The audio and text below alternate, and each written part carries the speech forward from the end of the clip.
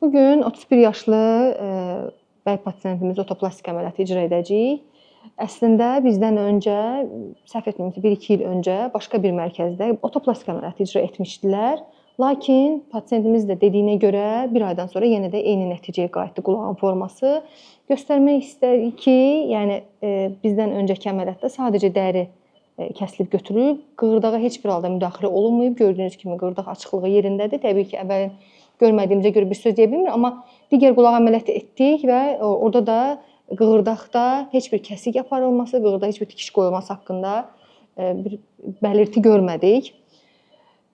Buna görə də bildirmək istəyirəm ki, həkiminizi seçərkən mütləq şəkildə işlərini əvvəl sonrasına baxın, düzgün seçin ki, belə hallarla rastlaşmayasınız, bir məsələni, bir əməliyyatı 2 dəfə keçirmiş olmayasınız. Bu isə bizim əməliyyatdan dərhal sonraki nəticəmizdir.